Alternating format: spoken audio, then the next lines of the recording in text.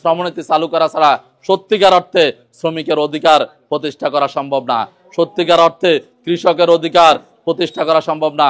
সত্যিকার অর্থে আজকে আপনারা জানেন হাতিয়া একটা কৃষি সবচেয়ে উর্বর ভূমি হচ্ছে হাতিয়া। আজকে সবচেয়ে বেশি মাছ আহরণ হয় আজকে হাতিয়ার এই চ্যানেলে, কিন্তু আমরা দেখি সন্ত্রাসের কারণে, চাঁদাবাজের কারণে, আজকে জলদস্যুর কারণে ওই আমাদের মৎস্যজীবী মানুষগুলো তাদের মৎস্য আহরণ করার পরে সেগুলোকে বিদেশে রপ্তানি করতে পারে না, বিভিন্ন তাদের ন্যায্য মূল্য পায় না, তাদেরকে দাদন দিয়ে, তাদেরকে চাঁদাবাজি করে, সন্ত্রাসী দিয়ে তাদেরকে বাধ্য করা হয় কম মূল্যে তাদের ওই মাছগুলো বিক্রি করে দিতে, যার কারণে আজকে মৎস্যজীবীরা অনেক বেশি কষ্ট, আজকে তারা ঋণগ্রস্ত হয়ে যাচ্ছে, তারা উন্নত জীবনযাপন করতে পারতেছে না। আমরা মনে করি ইসলামী শ্রমনীতি চালু হলে এবং ইসলামী হুকুমত কায়েম হলে আজকে বাংলাদেশের জামাত ইসলামী এবং শ্রমিক কল্যাণ ফেডারেশন যখন ক্ষমতায় আসবে তখন অবশ্যই এই চাঁদাবাজি বন্ধ করা হবে, সন্ত্রাসী বন্ধ করা হবে, এই জলদস্যু সন্ত্রাস বন্ধ করা হবে। তাহলে অবশ্যই ওই মৎস্যজীবীরা তাদের মাছগুলোকে আহরণ করার পরে সেগুলোকে ন্যায্য মূল্যে বিক্রি করতে পারবে, বিদেশে রপ্তানি করতে পারবে। আজকে হাতিয়ার এই মাটিতে যে পরিমাণ কৃষি সম্পদ আজকে উৎপাদন হয়, সেটাকে যদি একটা গুদামজাতকরণ করা হয়, প্রক্রিয়াজাতকরণ করার ব্যবস্থা করা হয় সরকারিভাবে, আজকে বাংলা হাতিয়ার যিনি সংসদ সদস্য হবেন, আমরা আশা করি বাংলাদেশ জামাত ইসলামীকে যদি আমাদের যদি মনোনীত করা হয়, নির্বাচিত করা হয়, তাহলে আমরা এখানে একটা গুদামজাতকরণ প্রক্রিয়া চালু করব, হিমাগারের চালু করব। আমরা এখান থেকে উৎপাদিত শস্যকে আমরা ঢাকা সহ চট্টগ্রাম সহ বিদেশে আমরা রপ্তানি করার ব্যবস্থা করব।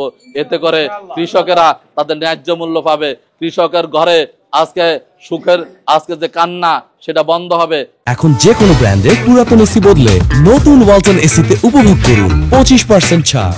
তাদের ঘরে হাসির রোল পড়ে যাবে ইনশাআল্লাহ, এবং কোনো মানুষ দারিদ্র সীমার নিচে বসবাস করবে না, কোনো মানুষ নিরক্ষর থাকবে না, কোনো মানুষ সন্ত্রাস চাঁদাবাজের শিকার হবে না।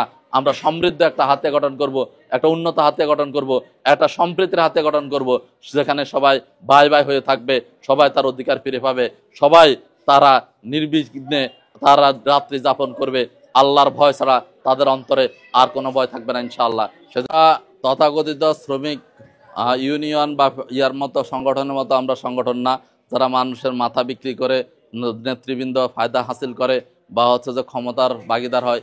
আমরা মনে করি শ্রমিক কল্যাণ ফেডারেশন হচ্ছে সত্যিকার অর্থে শ্রমিকদের কল্যাণে কাজ করা একটা সংগঠন, যারা শ্রমিকদের স্বার্থ নিয়ে কাজ করে এমন একটা সংগঠন। আমরা শ্রমিকদের ন্যায্য মজুরি আদায় করার জন্য আমরা আন্দোলন করি, সংগ্রাম করি, আমরা স্মারকলিপি দেই, আমরা বিভিন্ন মন্ত্রণালয়ে আমরা সেখানে ভূমিকা রাখি। আমরা মনে করি শ্রমিকরা যদি ভালো থাকে তাহলে বাংলাদেশ ভালো থাকবে, কৃষকরা যদি ভালো থাকে তাহলে বাংলাদেশ ভালো থাকবে, আজকে মৎস্যজীবীরা যদি ভালো থাকে তাহলে হাতিয়া ভালো থাকবে, বাংলাদেশ ভালো থাকবে। এই জন্য শ্রমিক কল্যাণ ফেডারেশন শুধু কথায় নয়, শুধু স্লোগানে নয়, শুধু বক্তব্যে নয়, সত্যিকার অর্থে শ্রমিকদের কল্যাণে শ্রমিক কল্যাণ ফেডারেশন কাজ করে। শ্রমিকদের কোনো সন্তান যদি শিক্ষা গ্রহণ করতে না পারে দারিদ্রতার কারণে, শ্রমিক কল্যাণ ফেডারেশন সে দায়িত্ব নেয়। কোনো শ্রমিক যদি অসুস্থ হয়, চিকিৎসার অভাবে, টাকার অভাবে যদি চিকিৎসা গ্রহণ করতে না পারে, শ্রমিক কল্যাণ ফেডারেশন সে দায়িত্ব নেয়।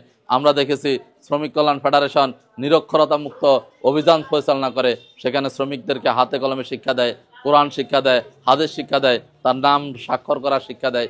এই জন্য শ্রমিক কল্যাণ ফেডারেশন আজকে শ্রমিকদের মাঝে অত্যন্ত জনপ্রিয়, সারা বাংলাদেশে 1 নম্বর শ্রমিক সংগঠনে পরিণত হয়েছে। যদিও বিগত সময় ফ্যাসিবাদী সরকারের জুলুম, অত্যাচার, নির্যাতনের কারণে, চক্রান্তের কারণে তারা আমাদেরকে শ্রমিক কল্যাণ ফেডারেশনের কাজ স্বাভাবিক কাজ করতে না দেওয়ার কারণে শ্রমিকদের কাছে যেতে পারে নাই। কিন্তু এখন মানুষ দলে দলে শ্রমিক কল্যাণ ফেডারেশনে যোগ দিচ্ছে, শ্রমিক কল্যাণের ফেডারেশনের ছায়াতলে সমবেত হচ্ছে।